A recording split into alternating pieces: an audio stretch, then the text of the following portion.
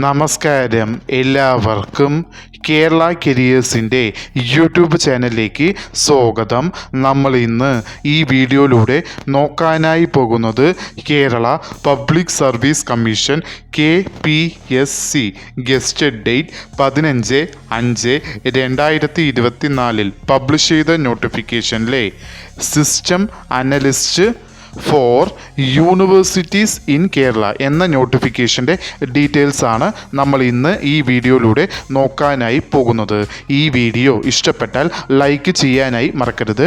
അതേപോലെ നിങ്ങൾക്ക് daily job update നോട്ടിഫിക്കേഷനായി ലഭിക്കുന്നതിന് വേണ്ടി Kerala careers YouTube channel subscribe ചെയ്യുക. അതേപോലെ കേരള PSCയുടെ ഡീറ്റെയിൽഡ് സിലബസ് തസ്തിക വൈസായി ലഭിക്കുന്നതിന് വേണ്ടി കേരള കരിയേഴ്സ് എന്ന ടെലഗ്രാം ചാനൽ സബ്സ്ക്രൈബ് ചെയ്യുക. കേരള കരിയേഴ്സ് എന്ന ടെലഗ്രാം ചാനലിൻ്റെ ലിങ്ക് ഈ വീഡിയോയുടെ ഡിസ്ക്രിപ്ഷൻ ബോക്സിൽ കൊടുത്തിട്ടുണ്ട്.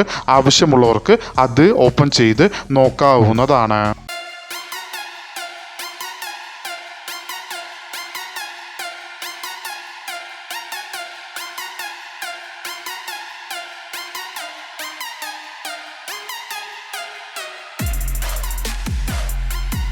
കേരള PSC പബ്ലിഷ് ചെയ്ത നോട്ടിഫിക്കേഷനിലെ കാറ്റഗറി നമ്പർ 067/2024 വിളിച്ചിരിക്കുന്ന ഡിപ്പാർട്ട്മെൻറ്റ് യൂണിവേഴ്സിറ്റീസ് ഇൻ കേരള. വിളിച്ചിരിക്കുന്ന തസ്തിക എന്ന് പറയുന്നത് സിസ്റ്റം അനലിസ്റ്റ്. സാലറി സ്കെയിലായി കൊടുത്തിരിക്കുന്നത് 59,300 രൂപ മുതൽ 1,20,20,900 രൂപ വരെയാണ് സാലറി സ്കെയിലായി കൊടുത്തിരിക്കുന്നത്. നമ്പർ ഓഫ് വേക്കൻസി ഇപ്പോൾ റിപ്പോർട്ട് ചെയ്തത് ഒരു വേക്കൻസിയാണ്. നോട്ടിഫിക്കേഷൻ വിളിച്ചിരിക്കുന്നത് സ്റ്റേറ്റ് വൈഡായാണ്. അതിൽ ഡയറക്റ്റ് ജനറൽ റിക്രൂട്ട്മെൻറ്റ് നോട്ടിഫിക്കേഷനിലാണ് ഇത് വരുന്നത്. Method of appointment direct recruitment ആണ്. ഏജ് ലിമിറ്റ് എന്ന് പറയുന്നത് 18 മുതൽ 40 വയസ്സ് വരെ ഉള്ളവർക്ക്, അതായത് 2/1/1984 1/1/2006 ഇടയിൽ ജനിച്ചിട്ടുള്ളവർക്ക് ഈ ആപ്ലിക്കേഷൻ അയക്കാവുന്നതാണ്. അതോടൊപ്പം scheduled caste, scheduled tribe and other backward communities വരുന്നവർക്ക് കേരള PSCയുടെ യൂഷ്വൽ ഏജ് റിലാക്സേഷനും ഉണ്ടാവുന്നതാണ്. ക്വാളിഫിക്കേഷനിൽ ആദ്യത്തെ ക്വാളിഫിക്കേഷനായി കൊടുത്തിരിക്കുന്നത് നിങ്ങൾക്ക് MCA പാസ്സായിരിക്കേണ്ടതാണ്. MCA ഇല്ലാത്ത പക്ഷം നിങ്ങൾക്ക് BTech ഇൻ ഇലക്ട്രിക്കൽ ആൻഡ് ഇലക്ട്രോണിക്സോ അതുമല്ലെങ്കിൽ BTech ഇലക്ട്രോണിക്സോ അതുമല്ലെങ്കിൽ BTech കമ്പ്യൂട്ടർ സയൻസോ നിങ്ങൾ പാസ്സായിരിക്കേണ്ടതാണ്. ഈ പറയുന്ന ഏതെങ്കിലും ഒരു ക്വാളിഫിക്കേഷൻ നിങ്ങൾ പാസ്സായിരിക്കേണ്ടതാണ്. അതോടൊപ്പം ആ ക്വാളിഫിക്കേഷൻ പാസ്സായി അതോടൊപ്പം തന്നെ നിങ്ങൾക്ക് മിനിമം 3 വർഷത്തെ എക്സ്പീരിയൻസ് ഉണ്ടായിരിക്കേണ്ടതാണ്. അതും ഡാറ്റ പ്രോസസ്സിംഗ് അല്ലെങ്കിൽ സോഫ്റ്റ്വെയർ ഡെവലപ്മെൻറ്റിലുള്ള 3 വർഷത്തെ എക്സ്പീരിയൻസ് നിങ്ങൾക്ക് ഉണ്ടായിരിക്കേണ്ടതാണ്. ഈ പറയുന്ന ക്വാളിഫിക്കേഷൻ ഇല്ലാത്ത പക്ഷം നിങ്ങൾക്ക്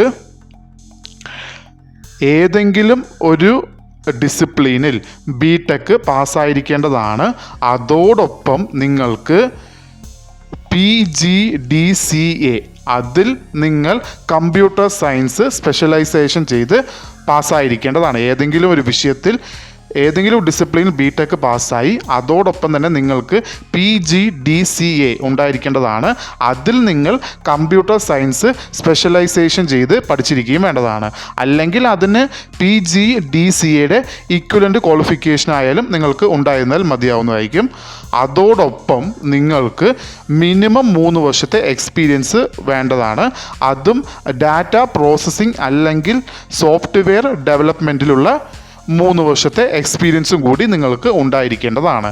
ഈ പറയുന്ന ക്വാളിഫിക്കേഷനും ഇല്ലാത്ത പക്ഷം നിങ്ങൾക്ക് ഏതെങ്കിലും ഒരു ഡിസിപ്ലിനിൽ BTech പാസ്സായി അതോടൊപ്പം നിങ്ങൾക്ക് 5 വർഷത്തെ എക്സ്പീരിയൻസ് ഇൻ ഡാറ്റ പ്രോസസ്സിംഗ് അല്ലെങ്കിൽ സോഫ്റ്റ്വെയർ ഡെവലപ്മെൻറ്റിൽ ഉണ്ടായിരുന്നാലും അവർക്കും ഈ ആപ്ലിക്കേഷൻ അയക്കാവുന്നതാണ്.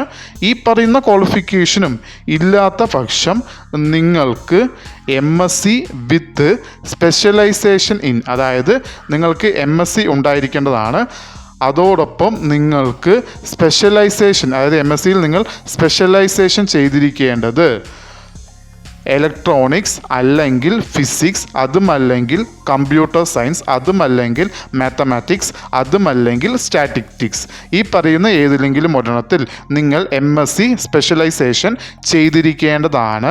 അതോടൊപ്പം നിങ്ങൾക്ക് മിനിമം 5 വർഷത്തെ എക്സ്പീരിയൻസ് ഇൻ ഡാറ്റ പ്രോസസ്സിംഗ് അല്ലെങ്കിൽ സോഫ്റ്റ്വെയർ ഡെവലപ്മെൻറ്റിൽ നിങ്ങൾക്ക് ഉണ്ടായിരിക്കേണ്ടതാണ്. ഈ പറയുന്ന ഏതെങ്കിലും ക്വാളിഫിക്കേഷൻ ഉള്ളവർക്ക് ഈ അപ്ലിക്കേഷൻ അയക്കാവുന്നതാണ്. Application eligibility male and female candidates 2 പേർക്കും ഈ അപ്ലിക്കേഷൻ അയക്കാവുന്നതാണ്. അപ്ലിക്കേഷൻ അയക്കേണ്ടത് ഓൺലൈൻ വഴിയാണ്.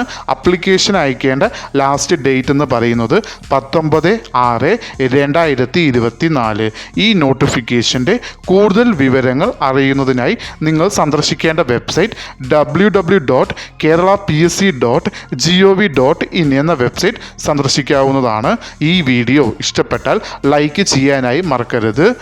അതേപോലെ നിങ്ങൾക്ക് ഡെയിലി ജോബ് അപ്ഡേറ്റ് നോട്ടിഫിക്കേഷനായി ലഭിക്കുന്നതിന് വേണ്ടി Kerala KDS YouTube channel subscribe ചെയ്യുക.